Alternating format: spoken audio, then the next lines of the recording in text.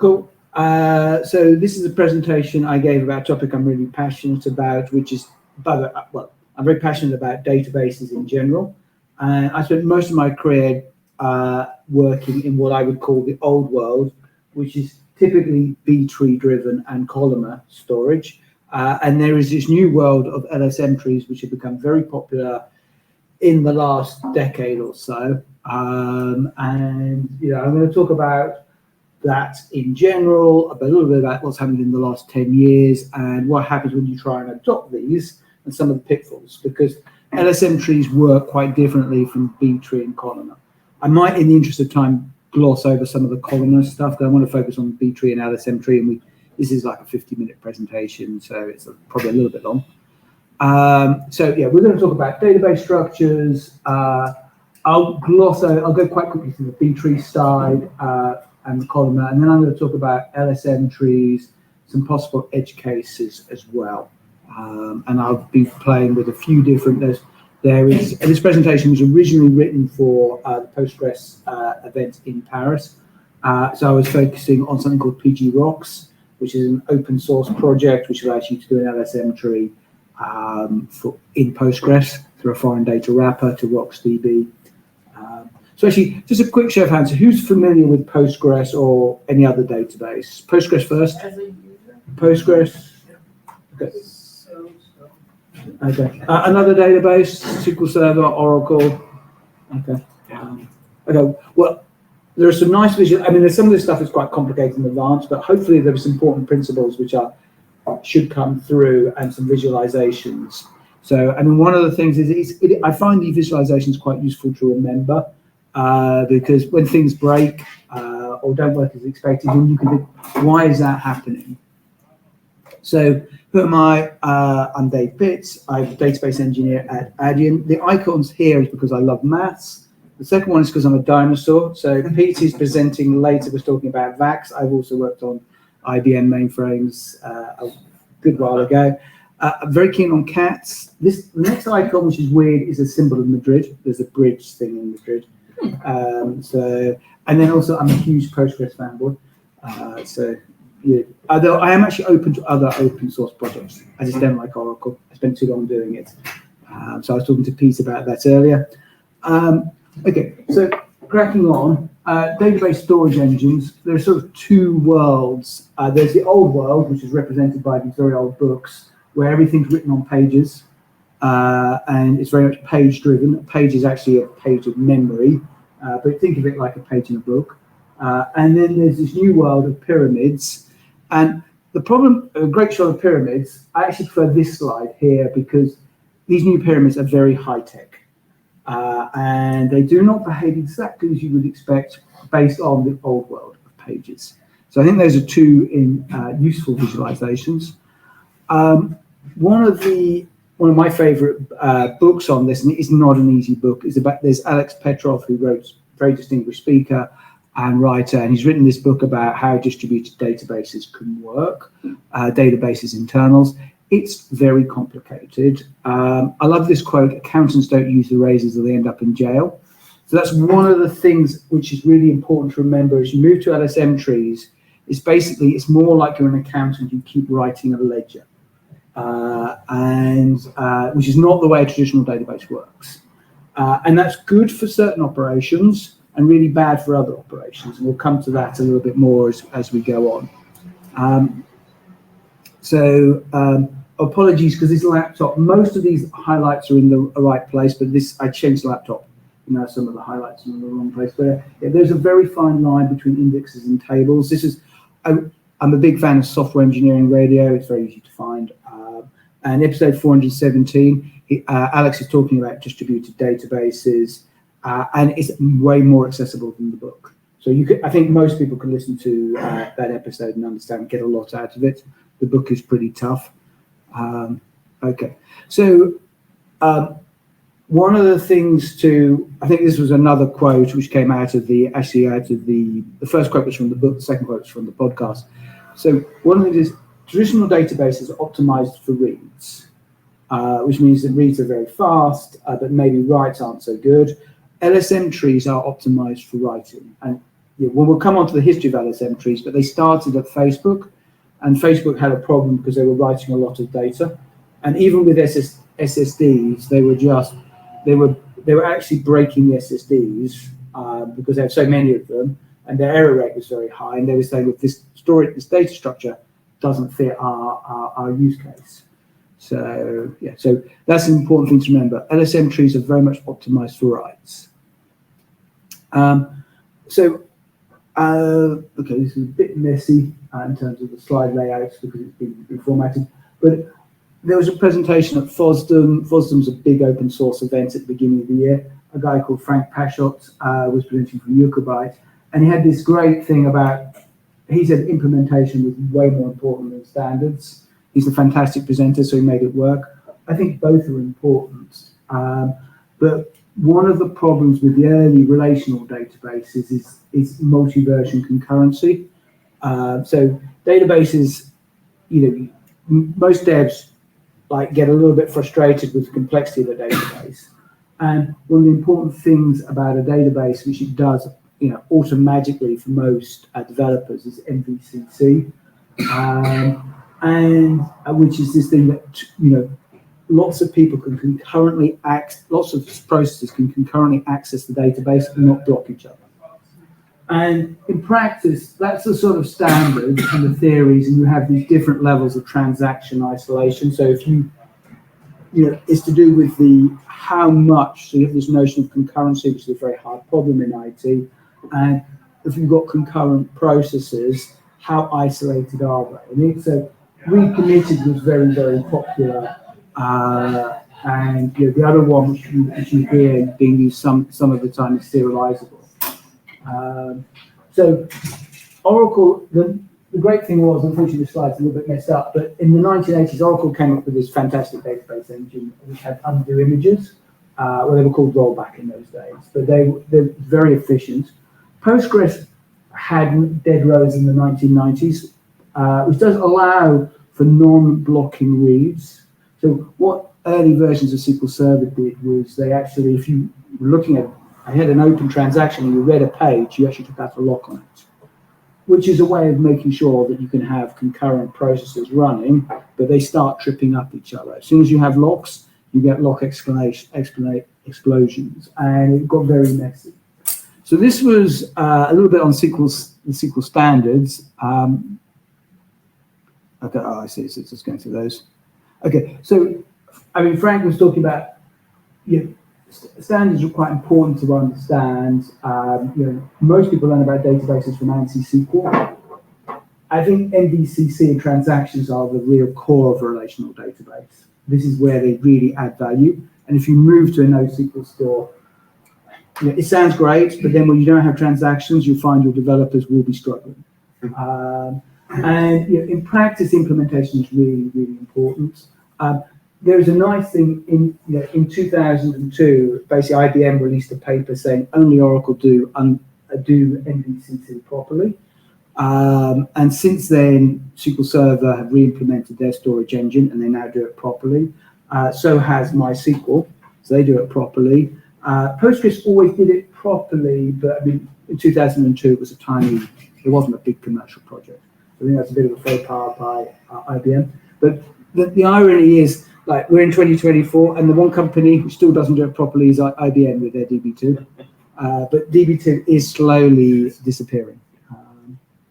So going back to the visualization, we have these storage engines, and on one side I have the traditional old-fashioned way, which is made up of data pages, and then you have lots of indexes, because if you keep writing your data out, then when you want to read it, the indexes are allowed very fast access to the data pages. So all the data gets written to typically an 8K, that's the default page size in the database. And you just, you keep filling up these pages, and then when you want to retrieve the data, you can scan all the table, and that's called a full table scan, but that's typically quite slow. In some use cases it makes sense, and the optimizer will choose that. But typically we have these very fast structures called B trees, and I'll talk a little bit about the history of B trees. The other thing in a traditional database is you have something called the transaction logs, which in Postgres terms would be the raw. That's a Postgres specific term. That means that one of the things about databases is they're highly optimized not to, do slow operations like writing data to disk. And random I/O was a huge problem on traditional disks. It's better on SSDs, but it's still very expensive. So instead of, as you're updating all of these pages, instead of flushing them to disk, because these pages are typically in memory, you just write out a log of all your transactions, and that's a sequential write, so very quick. So this was traditional database world, and then on the other side, you have these new log-based key values. So in traditional database, you have data pages. Here, you just have a key value store, and you can make it look like a traditional database and have SQL, but basically you're just storing up ranges of data. And what happens is over time, these get you write sequentially to these ranges of data, and they get aggregated up into bigger and bigger diamond-like structures. So it's like you're building up these big pyramid-like structures, and it's super good for ingestion. Are we talking on the right about NoSQL databases, or is this still traditional databases? This is traditional database. This is key value, which is really NoSQL. There are certain companies. I mean, all the big lots of big companies who work in the NoSQL space will offer a certain amount of SQL. Cockroach and Yugabyte offer a lot of SQL, but basically they've built a SQL level on top of this to make it look and behave like that. Right. As I get to the end of my presentation, I'll talk about one or two places where it may look like this, but it's not going to behave like this. And that's the bit where it gets fun. But yeah, this is the new world. I think that actually comes up in the next slide. Okay, so before, I've got a slide which will answer that question. So one of the things was, in modern databases now, you tend to have these large global clusters or regional clusters. So when I started off, you'd have a database for an office or an institution, and they'd typically have one. And, if the database crashed, it was quite a painful process with extended downtime. With the internet and the evolution of the technology, you can now have you have this notion, you have a primary database, and then you take the raw logs and you ship them typically to replicas, and that way, if you lose your primary, you can just fail over to here. So that gives you it's not the world's greatest high availability solution. They're a lot better, and the NoSQL side is better for HA, but this gets you back online fairly quickly. It also allows you to spread some of your read workload to here, to the replicas. And it was interesting. There was a Postgres FM podcast, and it was Adyen were in it. But one of the other speakers, they were basically saying, for high availability's sake, we push all our workloads through to the replicas, because the problem with this is you only have one primary. If it crashes, or you need to take it down for maintenance, then you have disruption to the business. Whereas you can have multiple replicas. I mean, I have two here, but it's very common to have 4, 5, 6. I mean, you can have as many as you like, depending on. And if you push most of your processing down to the replica level, it makes it much simpler. But the replicas can get out of sync. It depends what your nature of your data is. If it's Facebook and it's pictures of cats, it's not as important as it is banking transactions. So let's move on. So here, one of the things which is very common in the RocksDB LSM tree world is you have these structures and they're replicated to multiple data centers in real time. So here you have a primary, here you have 3 equal partners. So if one of these goes, you're really fine. You can carry on processing. And you can carry on writing and reading. So what I described a moment ago was some of the workarounds people do to, in fact, if you use a primary, you can carry on processing a lot of stuff. Whereas here, Yeah, it's almost invisible to the applications, which is very cool. How do you get around, it still takes some time to write to all of these? Well, that is a constraint, and it's one of the constraints for this use case. But generally, you need to have it on high quality networks, and yeah. One of the things here is you don't have to write to all of them. You have to have a quorum. So quorum means a consensus. So in a simple 3-node, it means 2 of the others. So hopefully these have good connectivity between these data centers. There are lots of businesses which can afford to do that nowadays. And as long as you've got 2 out of the 3, then the business carries on. Would you store your bank account transactions in that use case, or like? Would I personally? I'm not going to talk too much about Adyen, but I think this is, you can choose either. And I'll go into a little bit more about what the advantage of this is. It's always up, but there are certain things which don't work as well as traditional databases. So it's a real trade-off there. So now I'm going to the slide which answers your question about sort of which is like, are we talking old or new? On the left side, you have the traditional databases which I've worked on, and they're all sort of heap-based. MongoDB is apparently also on there, but I'm too ashamed to put that up there. Well, that's a bit harsh. I don't know if that makes sense. Mongo is there. Here you have the newer databases, which are using log structured, and I'm particularly interested in this bit down here.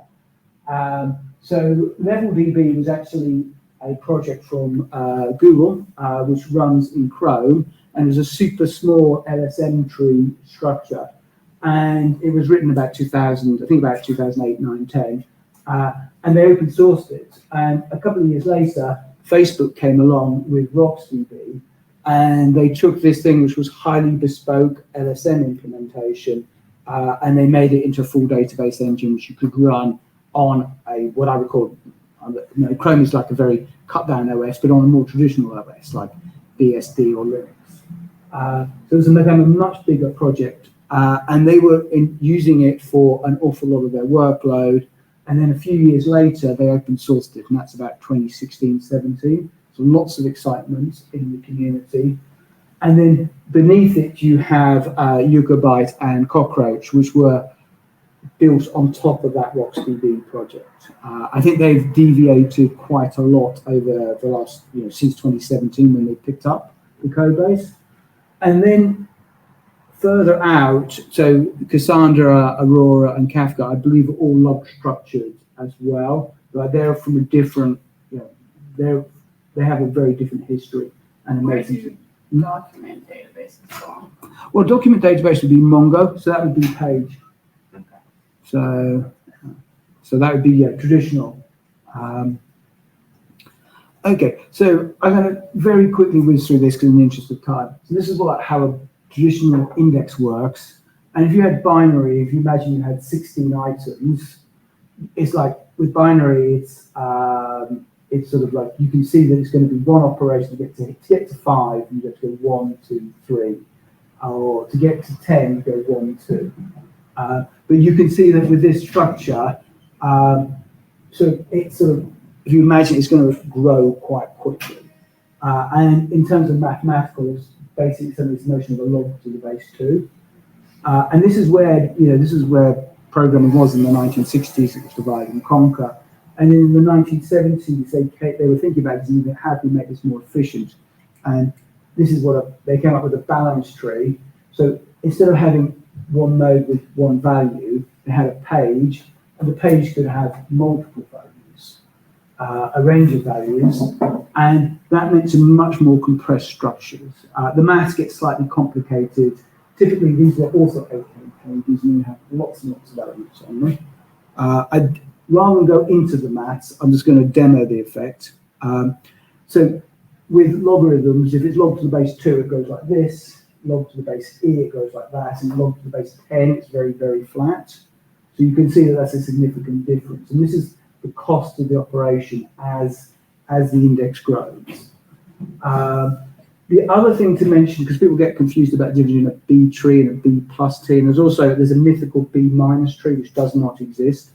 A B tree is what we were just talking about. The B plus tree is that in this data structure, they actually added a linked list going across the bottom, which allows for index range scans. So that's the difference between a B tree and a B plus tree, and the B minus tree is just like a B hyphen tree. Okay, so this is a very simple example. There's a tool in Postgres called, just for generating data, pgbench. I've run it with the default 100,000 rows.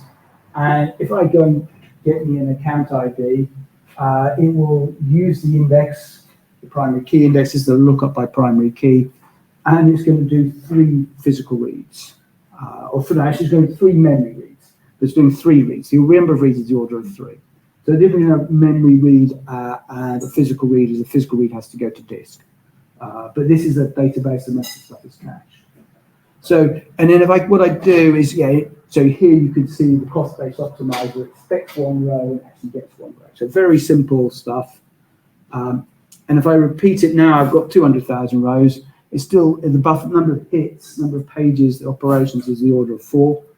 And if I go to 400,000 rows, it's still at 4 and 8. And in fact, I carried on doubling.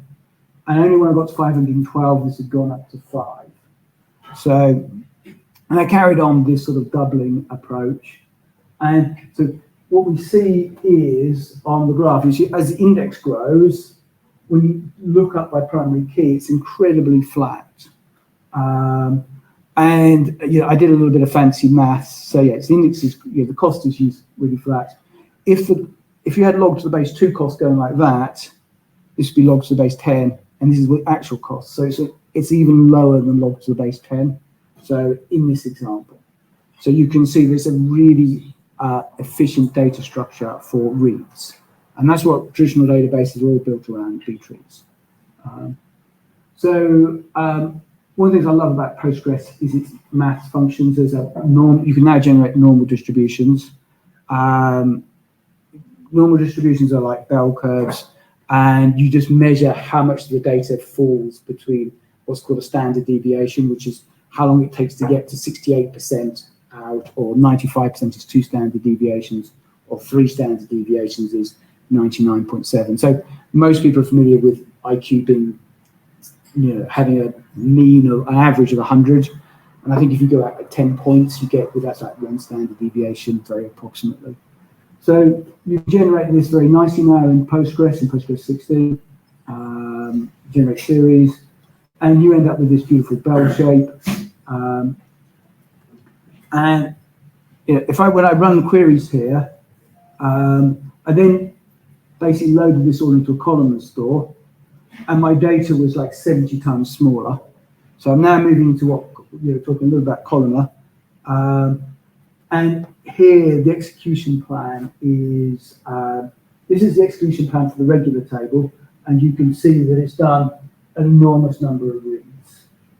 It's actually saying there that 2,000 were actually in memory, and the other were from disk, but the key thing is the total number of 66,000, almost 67,000, which is together. Now, if we do the same query in the columnar, the number of reads is 836. So you stored all the data, you stored all the row pointers for 1 value together in a big column. So this is a much more efficient structure for data analytics and warehouses. But this is something DBAs have been dealing with for quite a long time, and they're reasonably familiar with.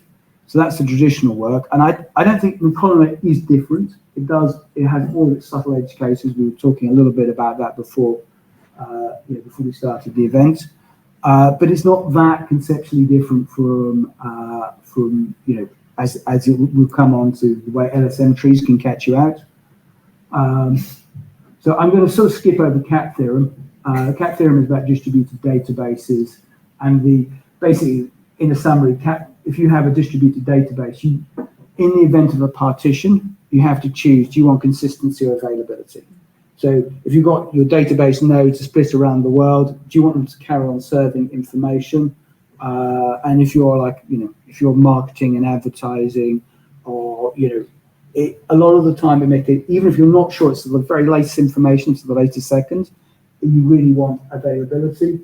Maybe if you're dealing a bank, you'll probably want consistency. You don't want to do a mistake in your processing. So it's better to actually wait before you confirm the transaction. So this is one of the problems, and in reality is on the internet, you'll always get network partitions. We're never going to have a completely perfect network. And I think people are a little bit unaware of network partitions happening all the time because companies don't talk about when they have mistakes or problems. I mean, that's just the nature. No companies or businesses talking about, we had a really bad day yesterday. But it is happening. It's a really tough problem. So I was going to sync rep. So this is going back to the problems of distributed databases. One of the things in Postgres is you can say, don't write this data, don't confirm this transaction until it's written to at least 2 data centers, and you have this sync rep. We've had some performance tuning. Dirk, my colleague, was presenting with Boris at Fosden, and they were trying to do some troubleshooting on this about erratic performance. At the end, it's like there are some edge cases in this where if both sides sort of crash, and you have there could be in-doubt transactions within Postgres. So it's something I saw Boris talking about again in POSIT. So that was recorded. I haven't watched it end to end, but I'm pretty sure he was repeating a lot of this presentation. So that was on slightly before Floor. So it's, okay. I have a link to share. Okay. Cool. So similar to CAP, you've got RUM. And this is about going back to the core of this presentation, which is about databases. Do you optimize for read or update? Memory is a slightly special case in memory databases. But typically, we choosing between read and updates. Right. Okay. So one of the I mentioned at the beginning, Facebook started this project in 2012, LevelDB. They've open sourced it. There are multiple RocksDB sort of downstream projects which claim to be PostgreSQL compatible. So the two which I know of are Cockroach and Yugabyte. And as far as I'm aware, I know that on the Cockroach side, they've rewritten the engine, but they very much built on top of it, and then they rewrote it from C to Go for reasons which I don't understand. And it was better for them. I'm sure they're good reasons, but but I remember when Mark Callahan was presenting at Fosden in 2017, it was like lots of excitement in the room, and I'm thinking I have no idea what this is about. Because I had a lot of problems. I was trying to get a lot of customers off. A lot of customers off Oracle onto Postgres. But I wasn't worrying about distributed transactions. I was just worrying about moving from, the big enterprise systems into more open source. But I remember there was a real buzz, and I looked at my notes a while back from the presentation. They said, it's difficult. It doesn't handle long-running transactions terribly well, and we can sort of look a little bit about why that might be. But from the tree structure, it's like short atomic operations. And that's the way it was, originally it was like Facebook, you're ingesting lots and lots of comments and photos and, and little bits of data. But it's not, it's not loading in sort of several terabytes or gigabytes of data in one go. Also, performance tuning is hard. And I think, I was talking to Pete before, and it's like, they've done some good work, but it is really still very difficult. Okay, so why LSM trees? Okay, so very good at sequential writes. Also, it's really important they're distributed database. For a distributed database, you always want to be ingesting data. If one node goes down, you can carry on processing. Whereas in traditional databases, if the primary goes down, you can't load more data. So this is really powerful stuff and very good. There are a couple of disadvantages. There's read amplification. One of the issues is you build up these tree structures, and sometimes it doesn't know which tree structure, whether it's the previous generation or the next generation. It actually reads both to check. There's a very complicated data structure called a Bloom filter, which eliminates some of that. But actually, even on a single, if you can run these databases on a single node. Even on a single node, you can actually have read amplification because of the way the data structure and the pyramids are built up. It can be an issue, which is quite rare. But I think what's the bigger problem is if you have a distributed database and you have a complex query, quite often you'll find, well, part of your data will be on this node, and part of the data will be on this node, part of the data will be on this node, and they have to talk to each other, potentially between DCs. So distributed reads can be a headache, and I think that's one of, so for more complicated workloads, that's an important thing to bear in mind. They don't really like very long transactions. Postgres doesn't like very long transactions. Certain databases do this well, in my experience. But Postgres is like the vacuum operations build up, and they tend to be quite disruptive. And I was hoping LS entries might be better. I'm not sure they are. And I've already mentioned very large inserts and updates. So lots of small, high volume of small operations. It seems to suit them very well. Okay. So just in terms of CAP theorem, Cockroach and Yugabyte are focusing on consistency. Cassandra was availability. I think that slide should be slightly ahead. Okay, so consistency, I've already mentioned this. Like my mother's put some new pictures of the cats online, and then suddenly they're gone, and then they come back. Okay. So no one's going to get terribly excited if Facebook or LinkedIn flickers. Whereas if it's a banking transaction, have I paid? Have I not paid? It's like, what's going on?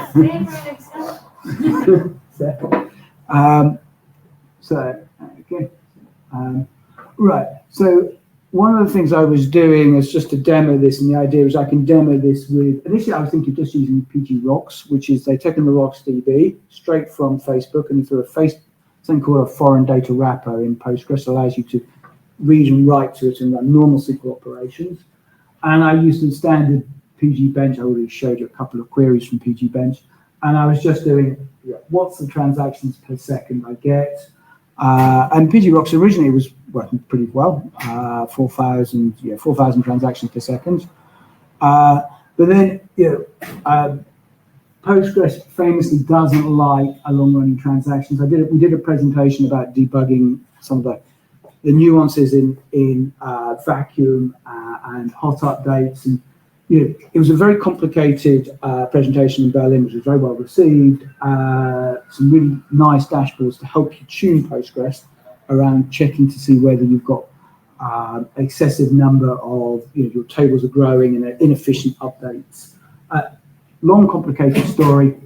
The bottom line was don't do long-running transactions in your database in Postgres. That was the one takeaway, which was a simple one for everyone. So Postgres is not very good on long-running transactions. Unfortunately, neither is PG Rocks. So here I'm rerunning what I was showing you before. Actually, it's a very slightly different workload because it's 2,500 per second. But you can see it sort of drops off.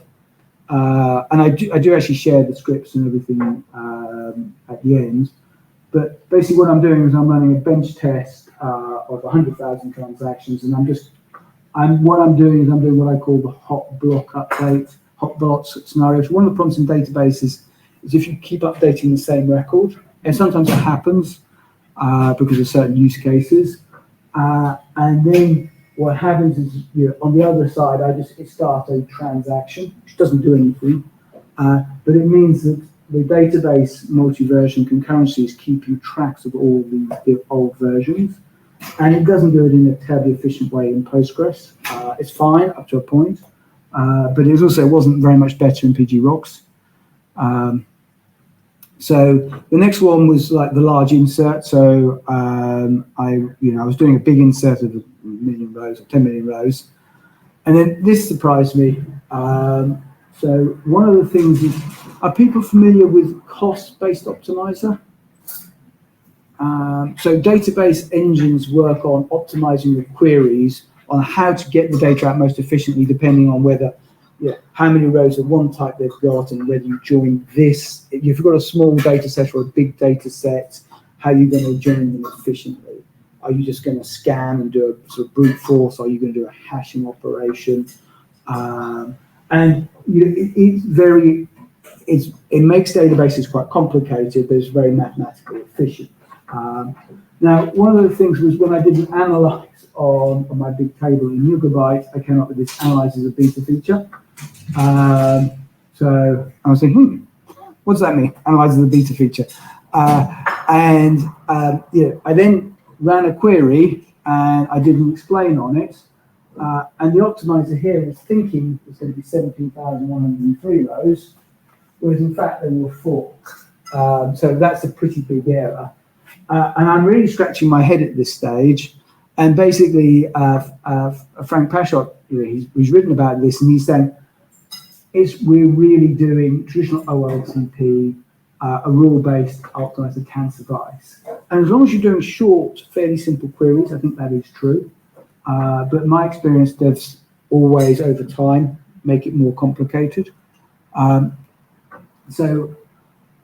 Here's another example where I had problems with RocksDB, and this works very smoothly in Postgres. If you have a big table and you drop a column, you've got these big structures and all these key value pairs, and they've all got to be refactored immediately. So actually the query said it completed quite quickly, but then while I'm doing it, you see a significant drop in performance. And this is where the debugging gets very complicated, because in RocksDB, it's not easy. You will go down into the C code, which is completely beyond me. In Yugabyte, you have some dashboards, which are reasonably nice, but not terribly sophisticated. In Cockroach, you have some really good dashboards. I'm not sure you have, we were talking to Pete before, about whether you could actually make these into API calls or database views. But just from the dashboard, you get a really nice visualization. So I run one test, I get very good performance. I run the test here, I get worse performance, terrible performance, then it's slightly better here. And I'm basically running the previous tests, and you can see that the problem here is when I've done something like dropping a column, it's got to do lots and lots of locals compacting. So it's moving these these pyramid structures, and it's rebuilding them. And at least it's visible. I can see what the problem is, and I can measure it. Here I can see compaction on to 28, which will have my tiny little environment just running in Docker was really very impactful. Obviously, in a bigger box, you'd be able to code with more. And yes, you can also see the internal key value. So this is every SQL statement is actually broken down into a number of key value operations. It's quite nice. You can see this pattern here. Okay. So one of the things that really surprised me is the truncate operation. Normally, in a database is very efficient. It has the big disadvantage you can't roll it back. So what a truncate does, if you're not familiar with this, you have all these data structures, and if you change them, you log it. The truncate basically deletes a table and doesn't log it. So instead of sending everything to the wall log, if you've got a very big table, if you deleted the table row by row, you would log every operation. So whereas if you do a truncate, it's more like you're changing a pointer. So I'm used to truncates being very efficient, and applications are written to occasionally discard data in an efficient way. But truncate in RocksDB is, again, you have this problem. In the background, you've suddenly got this big dip, and it's doing a lot of compaction in the background. So yeah, that was a bit more of a gotcha. So as I say, conclusions. There are going to be certain workloads that work really well for. Typically fairly short atomic transactions. You can build moderate complexity, but it's not a replacement for a big relational system. Always, it is of course distributed, which means it's really good for certain online services. beware of edge cases like drop column. Someone, when I did the presentation before, pointed out or asked, and I think it's more of a point out, that actually drop column doesn't work very well in MySQL. I'm not a MySQL expert, but I think drop column is also expensive there. The truncate really should be cheap, in my view. Long-running transactions. There are lots of things where things don't work quite as well. There are a lot of people who say, "Oh, Postgres is terrible because of vacuum. Use our storage engine." That again is too hard. It's not going to fix all your problems, and a lot of this, you're going to hear a lot of similar things. So these new products I was talking, these products are dressed up like Postgres. So they look and feel like Postgres to devs, which is a very attractive sales feature. But under the hood, they're going to behave quite differently. So you want to use it for an eventually consistent database that does a lot of writes.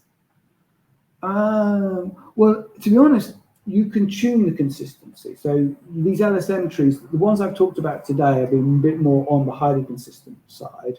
But I mean, we mentioned Cassandra, which is another log structured merge tree, and there you've got much looser consistency. So you can choose depending on your implementation. But I mean, I think Cassandra has its own use cases. It's very popular, very exciting product, but it's a slightly different product. So I think, there was a merging of RocksDB with Cassandra called Roxandra, which I think Instagram are using, but that project never really took off outside Instagram. So it's not had a lot of other companies picking it up. But I think the consistency is something you have to decide how much you need. I'm typically dealing with banking applications. Obviously, consistency is critical. But if you're doing sales and marketing, availability is critical. Okay, I think that's pretty much everything. So I do actually have all the scripts for all the tests and the Docker containers online. I didn't create a new repo, but it's still there. So it works. Yeah. Well, nothing. To be honest, I was thinking of cutting a few slides out, but it's basically the same talk that they gave us in Paris. Mm-hmm. So, any questions or? Yes. So if this LSM systems are optimized for writes, does it mean that when you do read on them, they are not so good? Yes. So write amplification is definitely a problem. So when you had that hierarchy of these pyramids, and you have to work out where your latest copy of, because it's basically what they do is they keep writing to the log. And you have to work out where the latest value is. And sometimes it does multiple reads, even on a single node. Does it true only for recent data that recently has been inserted, or for all, even the consumption old? I think it's quite rare, but I'm not exactly sure. I think that's a good question. It has to. I think it's typically around changes. I think once it's stabilized, it's fine, except for one of the scenarios I talked about when you drop a column. And then you have this big structure, and then you've got to restructure it. So how long does it take to stabilize? Well, that depends on how much hardware you've got and how big your table is. I mean, it's not easy to say. But you saw it, in the demos. The demos are there. So you could see that on my couple of thousand transactions per second on very small clusters running on my laptop running with Docker. Because this is all. One of the things I wanted to do was have scripts which we could completely, people could just go away and play with. So this is all very standard and running on small hardware. But it took 90 seconds typically. But that can be a significant amount of disruption. In large organizations,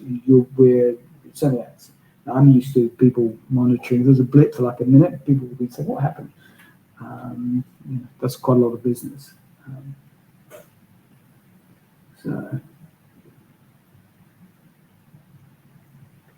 So, any other questions?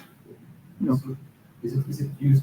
As far as I know, these LSM trees are these databases are mostly used as key value stores. Mhm. So not for use cases that doesn't involve complex joins and this sort of things. Well, I think it's interesting. You can, I mean, certainly, they're fully PostgreSQL compatible. You can do quite complicated queries. And if you have a large cluster, to a certain extent, it will break it down and it will aggregate the data so you can use the compute across lots of nodes. So that can actually be quite efficient. But I wouldn't, I don't think it's even marketed as a solution for like a data warehouse. It's all the use cases are very much around keep it fairly simple. I mean, they're not saying it's brittle. So you can definitely do joins, and it's quite normal to do joins, but not like warehouse style joins. It's quite I imagine it's, in many use cases, it's going to get quite noisy. So joins are there, and small data sets are fine.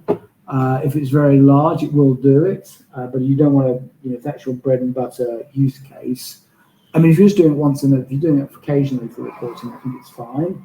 But if you're doing it very regularly, it's the wrong tool because it's not as efficient for that use case. Cool. Anything else? Shall we? Do you have use cases in Adyen where you already use SMP based marketing? Yeah, the problem is I'm not allowed to talk too much about the internals of Adyen, which is one reason I wrote all the stuff on sort of complete generic PG bench. But yeah, I mean, obviously, Adyen is very interested in distributed databases. I definitely can tell you that because you don't want to have everything in in traditional databases. What's the reason? Well, because if you have distributed systems, it's much higher availability. So traditional databases, if you go back to the beginning, you've got a primary. If you lose your primary, that becomes problematic. You can't ingest data. If I have things based on multiple regions and I want to write in multiple regions, traditional database doesn't do very, very well. Well, I mean, okay, with the caveat of what many people do is that what they do now is they have a sharding layer in the application. The Postgres FM had the 100th episode, and there were 3 speakers, of which Adyen was one, and the other 2 was interesting because what they've taken Postgres, standard Postgres, and they've pushed the level up they pushed all the sharding and all the logic up into the application team, and that is perfectly valid. But I mean, it adds a lot of complexity to your application. I mean, the beauty was traditional database handled all this complexity for you, so you didn't have to write all these algorithms, and you just take an ownership of that. But I mean, there's some great open source projects in that space, so that's another way to go. But wasn't there like Twitter was based on MySQL at least? Yeah, but I mean, Twitter is like pictures of my mother's cats. If people see a slightly, if they see a Twitter feed. Sorry? It is a huge amount of users. And honestly, but a database like Cassandra would suit that really, really well because with Cassandra, you'll typically get the right answer, or you get an answer which is like possibly a tiny bit out of date. But if you see a Twitter feed which is like a tiny bit out of date, you're not even going to know because you don't know what other people have said, so you're not even going to notice. And it's like that with social media. You do not need that degree of consistency, and that's where the CAP theorem is all about. So you literally choose between consistency and availability. If you lose connectivity with any sort of network partition, and for many use cases, traditional key value internet use cases are really useful. But if you want consistency, then you have extra challenges.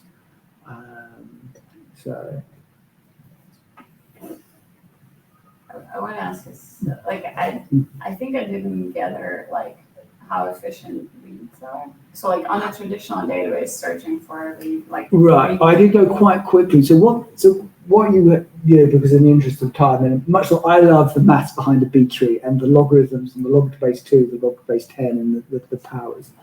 The point about the index is it allows you to find a value very, very quickly. So an index read is really, really fast. So you have this structure and you have, in my example, I had like hundreds of billions of rows, and I would go, I would get the data from the index structure incredibly quickly. And it is extremely efficient for doing that, and it still is, and it's very popular.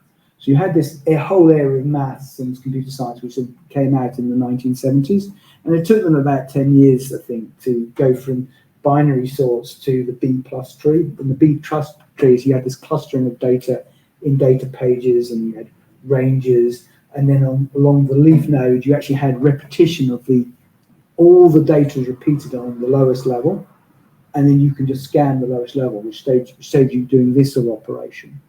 So there's a whole bunch of maths and computer scientists who, in the 1970s who wrote this, and it was very efficient for reads, but it doesn't handle large amounts of data very, very well in ingesting. And so Facebook and Google were the first to hit these problems because they were big internet companies. Before many others, now the internet is commonplace for everyone to do business. And very generously, they open sourced it, and various projects have been built, their solutions, and various projects have been built upon that. But I hope that gives you a little bit of a flavour about the B trees. But it's that structure of, it was the fact that if you had a binary sort, it was like divide and conquer. And in fact, if you put it in blocks, what you have is this structure which, instead of growing sort of like a huge fanning, instead of getting a very big tree, you have this very flat tree. It's a little bit hard to explain, but I'll try again after. Does LSM database support partition? I think the answer is yes, because it's basically partitioned out of the box, and that's what those pyramid structures represent. I'm not an expert, but I don't think you need to have partitioning because your data is put in different pyramid structures. So the cockroach term is ranges, and those are distributed. So it is it's a subtle distinction, because again, and this is one of the problems, you think in traditional relational databases, you think you're going to partition, you can put your books in different partitions, yes. And you don't need to do that with an LSM tree, because you have these pyramid structures and they're already sort of sharded out naturally through the algorithm. That's a little bit of a hand wave answer, because it's not my area of expertise. I was more like, how do they work? What are the edge cases of actually using them? But it is an important point, and I think that actually you don't need to do it, because for a lot of the use cases where you need partitioning in a traditional database, that doesn't happen in an LSM tree. Because I've done in the past situations when I have a very large table, and it's partitioned into several partitions, and some of them are column store indexes, and some of them are binary trees. This depending on if we need to read from this partition because it's archived data, or if we need to write into this partition because it's operational data. And so it looks like with the LSM, it's just one table, and it will take care of its size, right? That is my impression. It's like you're getting quite deep into it, but I think it's one table. Sorry to interrupt. Both Yugabyte and Cockroach will partition on a given size, like 5 gig, I think, is in Cockroach. If you grow above it, it will split. gigabyte. If your tablets grow too big, they will split. That's what Frank calls level 2. So the short answer is partitioning happens under the cover. Yeah, so if I go back to the, so what we were talking about, what you just described there is this thing of, here it is. So here you've got level 0, level 1, level 2. And each of these are actually getting exponentially bigger. And this, there are multiple of these. So you're going quite deep into the internals. But you don't, this is an index-orientated table. Hence the comment, like there's a difference, there's a fine distinction between indexes and tables, which is Petrov's comment. So it's sort of handled for you, because it's like one of the things, if you were to migrate a workload from into this, you think, well, what happens to my partitioning logic? And it's like, well, probably it would go away because of this structure. You don't need to partition. So, thank you. Right, I realize I'm in what they call a spare time in soccer. And somebody mentioned the dyno. I did remove Vax VMS from my resume once. I'm a bit of a dyno. I can prove that I was at the Dyno Mart. It's Poland. Poland has a chain called Dynos. Yes. And I ride my motorcycle to conferences. When I enter Poland, I take a dyno. They also have frogs, supermarkets, Leviathan supermarkets, and one other animal, I think.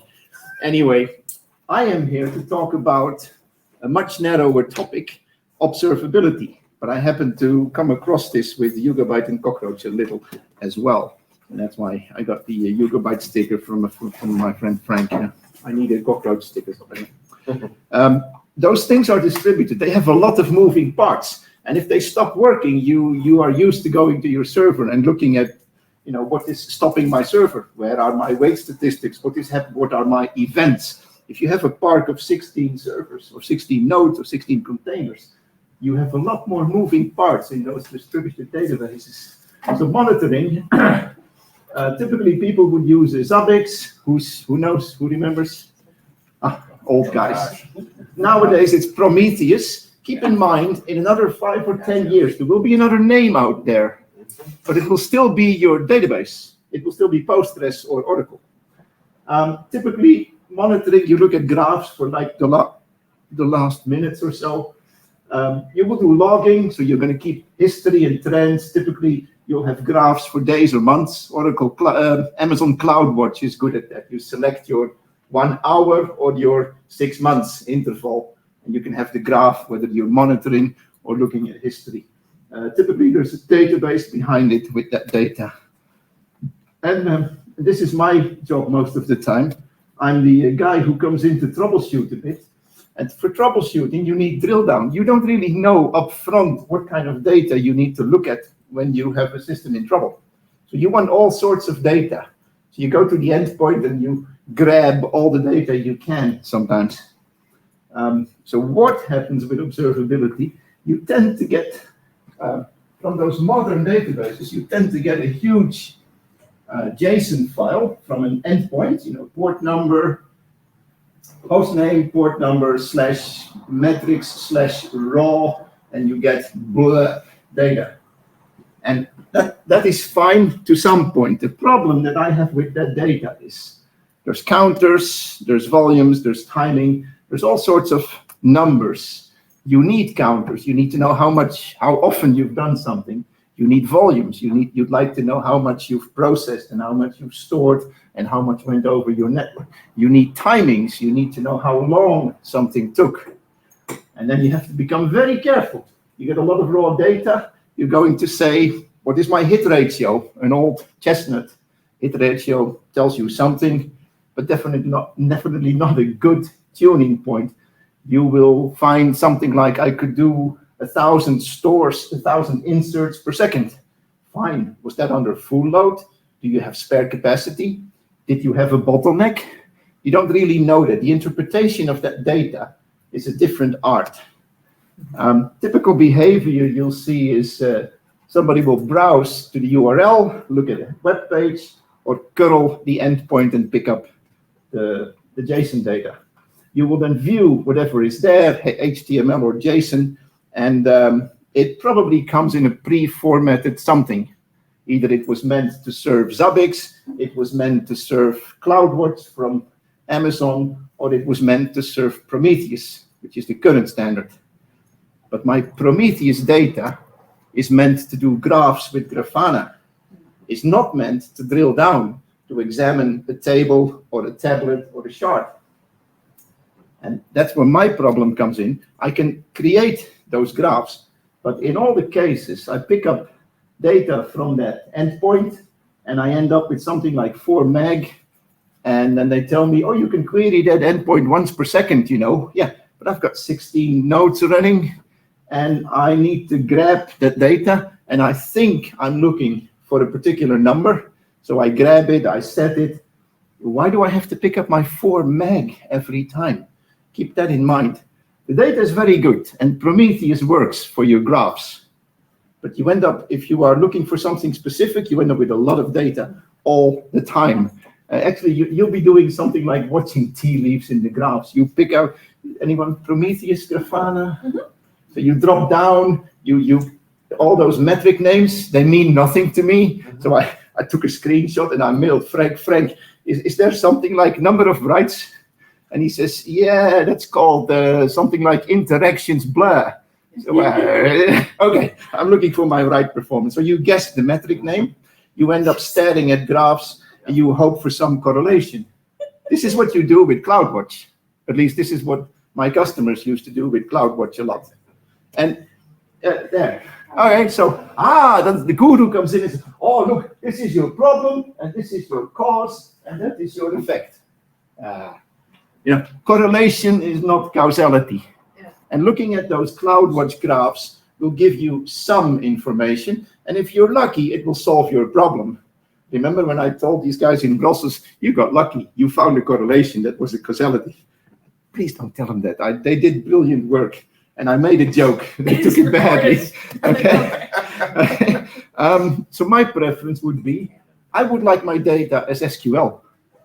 I would like to query from a source, and I'd like to know what the source is. The source can be a node, a container, a tablet. And if I look at container data, I know I have aggregates, I know I have memory usage or something like that. If I look at a tablet, I know I have something at the detail of a raft group. A tablet is part of a raft group, so I get data that relates to a group. But if I can SQL my data, I have the natural interface of the database. Every database has a SQL engine somewhere. You can do a select from. And the select, you can only choose 1 or 2 columns. I do not need 80 metrics. I need 1. So I select metric from source view, and maybe where time is 1 minute or so. And then I have a few numbers, and I have exactly the numbers that I need. A database is made for that. It has SQL. And that SQL language will probably live longer than your Zabbix or your Prometheus or your next level monitoring. And that SQL is right there on every server, because every database has a SQL engine somewhere. So the reason to use SQL is it's native. You can combine your data. You can do from A and from B, from node and from tablet, and then join and only pick up the tablets on that node. You have a view on nodes, a view on tablets. Join them together, and you get the tablets from that node. Maybe that's just the thing I'm looking for. Or maybe I'm looking for the memory of a server. And you can copy that into tables, like a time series. You can save it into tables. It's a natural table view already. It's a view. It's a SQL. It's a from. It's a source. Any questions? It's open. Anyone, any SQL tool can select from. Easy to keep history. You pop it into a table with a timestamp, or a snapshot number if you're Oracle. You can filter. You can check only the columns you need from the sources you're interested in, so not the whole block. And you can put a where condition in. Only tables starting with P, only inserts from the last minute. This is what you do with data. Oh, and any service, whether you will be a Zabbix user or a Prometheus user, You can select your data and return it in your preferred format. SQL is excellent at formatting. You know, SQL has all the formatting you want in principle. Oracle even produces, what's it called, duality views nowadays, but that's a plug. I'm not paid by Oracle. That's the point. There you go. Now, let me illustrate that. I'm going to do this within my time. This is what Yugabyte has. And this is my, after 2 weeks or so tweaking Yugabyte, I decided, okay, so there is a node that's either a master or a server. Server is keeping replicas, tablets. A tablet has a master and a replica, so there's 1 to n. A tablet is linked to a table. Either the table contains many tablets, then it's definitely partitioned because the data is spread over 15 tables, or you've got several tables sharing 1 tablet and they're nicely compact. If you query them together, you get them very quickly because it'll be a single storage call. All it's in 1 location. It's called co-located. That's your partitioning question answered in 2 sentences. There's a lot of them. So this is an N-to-M relationship, which is difficult to model, by the way. So this is what Yugabyte can do to some extent. And then you ask them about it, and they say, yeah, we're not really developing that anymore. They don't see the interest of presenting data as SQL. Their product manager goes, oh, why don't you pick up the Prometheus endpoint? Yeah, 4 meg. Oh, but you can filter that. Yeah, I can filter that. Okay, Cockroach, in my opinion, is slightly further ahead. They have a little bit more of a SQL interface. That's why I put this demo up. Look, my Cockroach system, I have a view called Cockroach nodes, order by node ID. I had 7. These are the host names, the addresses, they're all live, and they contain 43 copies. And number 1 is in the lead for 14 tablets or ranges, if you like. So number 1 is leading for 14 components. Number 7 is leading for 6 components. You can sort of guess that I added them in this order. And if you leave it alone for a few days, it'll spread nicely over. This will become an equal number, more or less, on all the nodes. Cockroach, slightly further ahead in the SQL interface, but not brilliant. Now, you talk to them on Slack, and they come, oh, you know, that's not simple. Because we have 5 nodes, so the data is over 5 containers or 5 servers, if you like. Nodes are often just small servers. Many nodes mean you have a lot of remote procedure calls, a lot of chattiness. Your container or your server will only see the local memory, the local processes for that container. So 1 container out of 7 is not my database. There are 6 more containers out there. Remember, I had 7. If I query on rows number on this node, I can only see the information from number 3, really. And to pick up the other information, I need remote procedure calls to the other nodes, to the other servers, to the other containers. They don't like that because it causes chattiness, and I agree with that. That's the first complication, is all the chattiness. Servers, containers, actually what you see on, I like that, what you see on 1 container is mostly local. Then Postgres, these things all use Postgres code or clones of Postgres code. Postgres doesn't really have a lot of shared memory. It doesn't have a shared segment like Oracle. So each process also only can see its own data. And to see data from other processes, it needs to query that process, which is also a remote call, if you like. That's not efficient. Developers don't like it. Right? Also, these systems don't really have a view yet of their meta entities. Remember, I showed you this. I look at the system like an ERD, but the developers of software look at it as a set of C code, processes, include files, maybe RPCs or APIs. They don't really seem to have that view of a metadata. Keep that in mind. Oops. Forward. Cockroach. All the problems. So a lot of chattiness. If you want to implement something like that, you end up with a lot of chattiness, worst case. You end up with a lot of inter-process communication, which is not good, not ideal. You need to define your relevant entities. An entity would be a shard. You'd call it a partition. And in Cockroach, they call it a range. And the best comparison is a partition in Oracle or a partition in Postgres. You need to define those, and I need a view that says select star from shards, select star from ranges, if you like. And a range, of course, has a start and an end and a size and a B level and a couple of things like that. Those relative entities need to be defined as views if you want to query them. Not all of them are defined.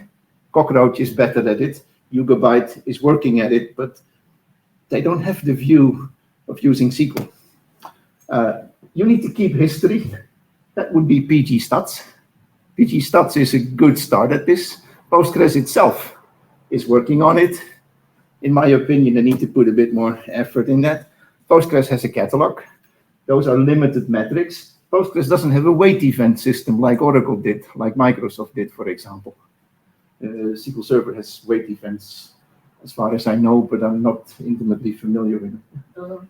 And Postgres started implementing weight events in Postgres 10 or 11, wasn't it? Yes, I mean, they do have it now. correct. They have some of in it. the last 5 years, which means they're not. Correct. Yeah, but it's not developed like an Oracle DBA would go to the weight events and picture together a complete 100% of time, like in a database has spent 2 hours working in a 1 hour period, and I have a 4 hour CPU system, 4 CPU system, so I've used 50%.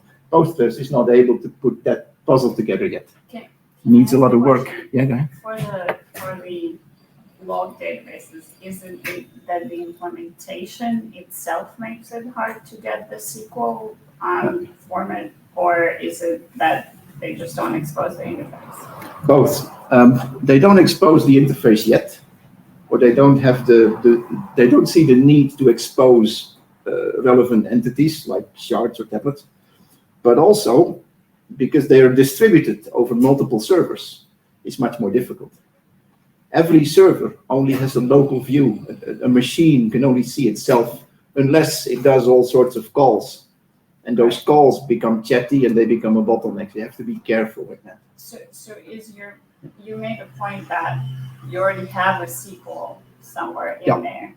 Is that still true though, if this implementation is so distributed? Yes. Yes and no, because you need to query, or you need to send your SQL query to each node, and that's overhead. That would cause overhead if you had a large number of nodes, if you query huge volumes of data, or if you query at a very high frequency. That is the risky part of my suggestion. I'm incurring overhead. Product management pushes back immediately. So, we would never do that. You need to query every node from Prometheus, and that's it. But what they don't seem to realize is putting the Prometheus data together is also a blip of CPU work. If you query that endpoint, you set in motion a program that needs to hiccup 4 megabytes of data. So it's not a simple discussion. Question? I understand at the moment to do that sort of process, you need to go to every node. But if these companies were understood the value to operational staff, they would have an agent who push all that data every minute. Yeah. I mean, Oracle only gives you data typically every snapshot, which would be. No, it gives you every second. It can. Well, hang on, we'll do that discussion. He built that stuff for Oracle later, guys. But yes, it depends on how you configure it. And Oracle has put a lot of thought in that because they needed it at the time for their benchmark. I'm going over time now. Yeah, they needed it for their benchmark. They needed the timing, and they needed more than just counters and more than just ratios. They needed the real timing to know where the time was lost. And that's how they built that weight interface. It took them 15 years. With that knowledge, we can ask Postgres, Yugabyte, Cockroach, and Neon to build a similar interface. But they don't have the product managers yet. They don't have the need for a benchmark. They don't have the need for something like AWR or Ash reports yet. But you can see it coming. It's because we keep solving the same problem Yeah, over and over correct. again. Yeah, that's one of my points later. I'm running out of time. Yugabyte has limited SQL exposure. They expose a number of things. If you look in their catalog, and in their, what is it, PG Procman, to see what's there. Yes, there is something, and it's not being used a lot, and if you try to use it, you can hang the system. But they, good intention. Cockroach is probably the furthest of the three. Cockroach has a number of people who see the value of a SQL interface. And then if you keep querying that, you end up with a message that says that this functionality will be deprecated, blah. And they also, but this is nice because Postgres is now vector capable. Cockroach is presenting some of that data as vectors, which is good because the data is there, which is a problem because the order of that vector data, the contents of a vector, are not as fixed as the contents of a table with columns. It sort of made my life a bit more difficult, but it's getting there, okay? Here's the challenge. If you've got like 5 servers running, each of those servers is a little island, and it is just expensive to communicate all that data all the time, which is why you probably want an API that says, I need that number from you, and then you get those 2 numbers, rather than saying, I want everything, so I want 4 meg and 4 meg and 4 meg and 4 meg and 4 meg, and I will then grab and set it to find my data. I don't want to do that grab set effort all the time. And the same thing accounts for if you curl the endpoint, if you query the endpoint and you pick up your 4 megabyte of Prometheus data, you actually tell the server, put that data together, and you can see it as a CPU blip. It puts that data together for you. I just want it to give me 2 numbers. It doesn't have to go through all the memory. I want my 2 numbers. I want my SQL select column and column from one view where, 1 minute history or so. Yeah. Anyway, that was my point. Am I within time? Shit. Okay. The point is, SQL is the best way to get your data out. But I'm kind of interested in what your challenges and ideas are. Yeah, question. So I have an idea. Like I really can empathize with all of this. I love SQL, and I Tell the organizer for my cookie. Yeah, but there's so I heard it from a friend of mine. And Prometheus data could be also stored long-term as blob store. Yeah. And then from there, if you add an additional step, you could load it into an analytical database and do that. Of course, it's lots of complications in between just to get to the SQL. But then when you're writing the metrics to a place, it gives you the CPU, but that's only once, right? Because, Yes, what you do is you pick up all the data from all the nodes, you store it, and you query it later when you need it. Yeah. And you can do that as long as you are in sort of generic data and don't surpass the 1 or the 4 meg, whatever you can handle. And as your data and your drill down capabilities grow, like Oracle has that 1 second session query thing that you can pick up, then at some point that data will become too much to really store. That's one. The other is the double effort. You're having a separate database with your Prometheus data. I'm sort of in favor of storing the data where it is generated. It's also lagging, right? Because you had to do all of these, transformations. Yes, well, a lot of transport and processing, transport and grabbing and setting and formatting. If I'm in the middle of an incident, I'm not going to go look at that. But we need to have this discussion, and I'm having it with the Yugabyte guys, but no, we don't have a customer for that. And they are right, they need to look at customers who pay for effort. So I need to convince a customer that we need this. Anyway, you need a customer who pays for the development. Yeah. So how do you resolve this problem now when there is no SQL endpoint? You don't. I curl my data from the port. Okay, so 4 megabytes of it. Yes, and then I blob it. I put it in a file, actually very primitive, and I can grab that file later if I want to, and I can put like nice set scripts around my stream and try to edit it on the fly. And then when something changes in the format or somebody changes the name of a variable, my search doesn't work anymore because the variable is changed. That sort of thing. Does it help?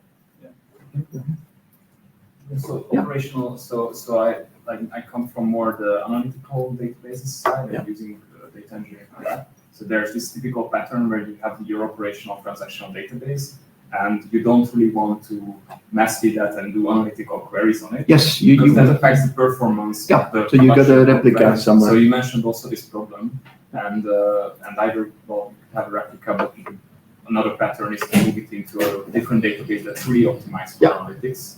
And that could also be an idea to do, right? Instead of Prometheus or next to Prometheus, try to also put the metadata into. Yes. You start with the metadata to define your objects, and then you add to that your every couple of seconds measurements, counters, timers, and what have you.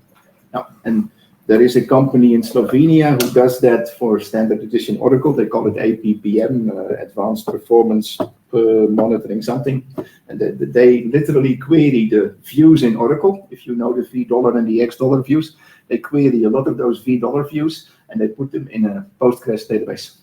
And that is their troubleshooting measurement history database. Remember that the databases I mentioned at the beginning, the 1 minute view and the 3 month view, the CloudWatch equivalent, they built that in Postgres. So Postgres database, querying Oracle over SQLnet, storing it in Postgres. And for them it works. This slide was like the definition of the problem that I wanted a picture of. Let me go back. Tell me when to stop. This is my mission statement. This is the graph. This one? You sure? Go ahead. I should have put all the graphs at the bottom here. Yeah, it's because in Rotterdam, one of my customers determined they could have like 4x4 graphs on a screen. So they were discussing which 16 graphs do we need to find how the system reacts. And I was like, look, you're looking at graphs that may have spikes in the same second, but you don't know what the cause and where the effect is. You don't know what's causing it, what's affecting it. You are guessing that if something happens at 5 o'clock, it was the container terminal blah interface. Thank you for making me feel less dumb. Okay, fine. We got 2 more questions. Every time I go into like a Prometheus interface, I'm like, how are you supposed to make any sense of it? Yeah, I had a similar discussion with Frank Pachot. Like, Frank, thank you for this. Now, I think they had like 80, a drop-down list of 80. So I scroll through it and it doesn't mean anything. Most of the words didn't mean anything to me. Frank, I can't use this. You know, what are you? But the value is still there. Once you know what metric you need, you can graph it or you can grab it. We had 2 more questions, only if we have time. So going back to one of the problems of distributed systems, you have multiple nodes. Yeah. And in my mind, I have this idea that Prometheus aggregates all that data, and you don't do the node to query it. You should talk to Prometheus, and you can run queries over Prometheus. Yes. Where all your data is aggregated. Yes. That's isn't correct. that the right path to do things through Prometheus rather than you can. Oracle internal? You can, but it does mean you have to collect all the data first. And at some point in time, your number of nodes or your amount of data becomes too much. What you did for your history, you probably want a limited number of parameters in your history table or in the tables that contain your history. And when you drill down, you go into things like that I would call a PG session or a $V session in Oracle. You drill down into more detail. That detail is only available in Prometheus if you collect everything all the time. And even then, you have to find out what the name of your variable for your details is. So I'm kind of in favor of defining those entities in every system and querying them only when I need them. I'm much more sparse, more economical with the amount of data I collect over the line all the time. Oracle stores every 1 second. The ash has a 1 second interval and it's even configurable, but that doesn't get stored. That goes into a circular buffer and it disappears after an hour. So, I'm sorry to sort of mow the grass away from you, but yes, we collect Oracle collects data at the 1 second level. It doesn't keep everything at the 1 second level.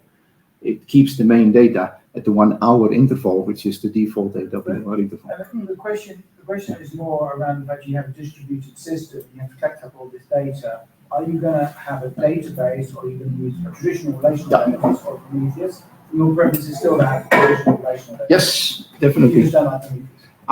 I don't like the fact that the data is stored where I can't query it with SQL too. Yeah, because I'm the dino that wants to use this No, SQL. I completely get it, because I'm very used to Oracle, so this is the way I find the new Prometheus world quite often at times. Because I'm used to being on my own. Yeah, the other one that I like to present to people is this one. Every database should have a diagram like this.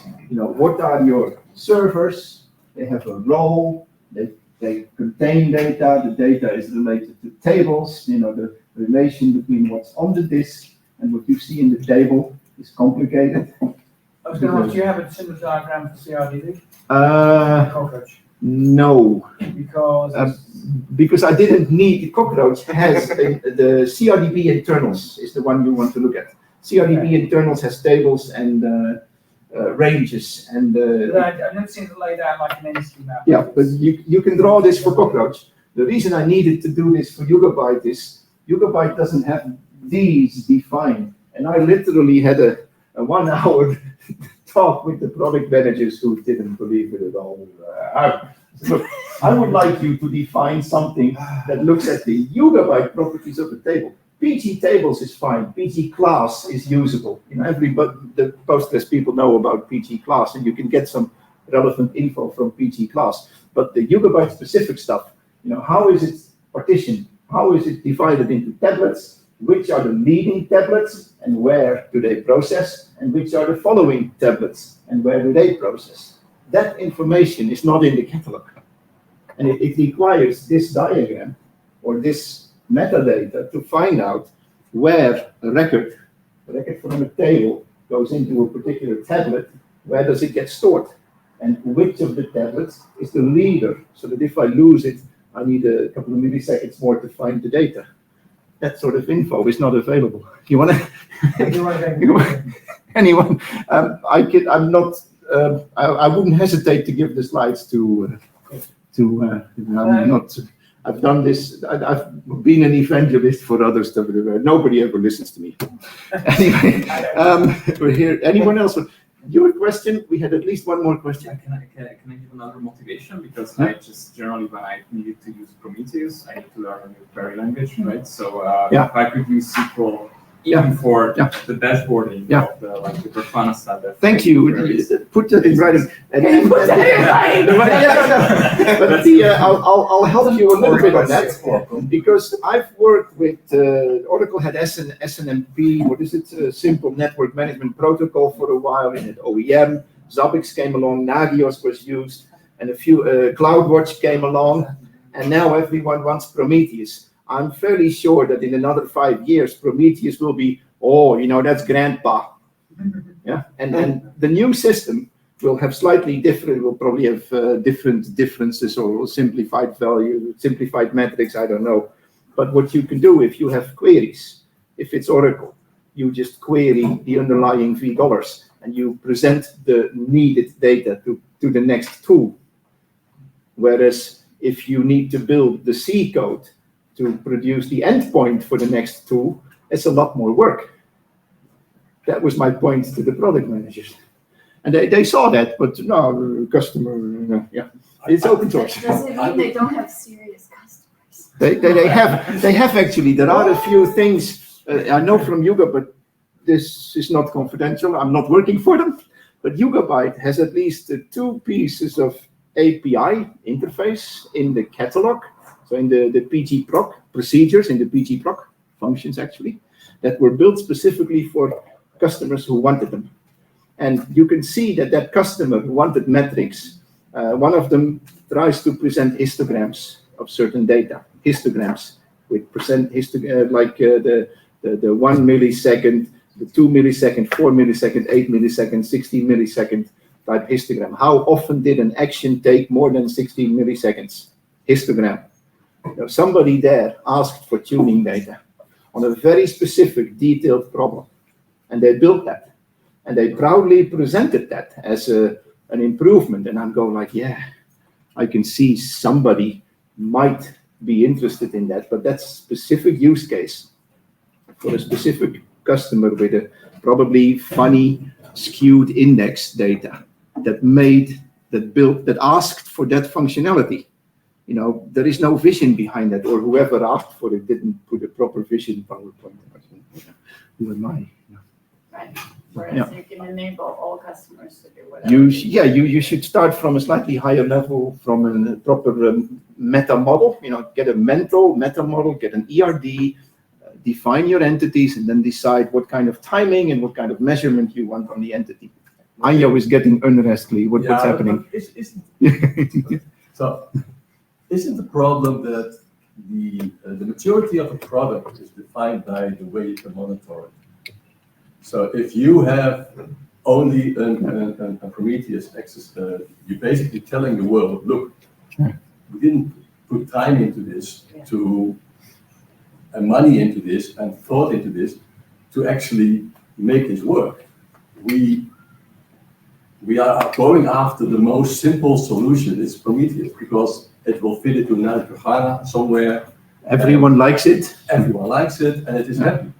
But I think that the discussions we have had is that when this was built for Oracle, we went to Microsoft, and we talked to Microsoft and said, hey guys, you need a weight interface. These guys had like weight interface. It took them a couple of years, and then started to build it. And now we talk to Postgres, we talk to Piet de Visser from what is it?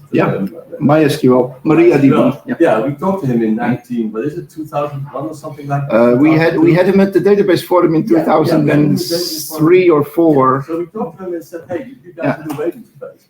It's still not there.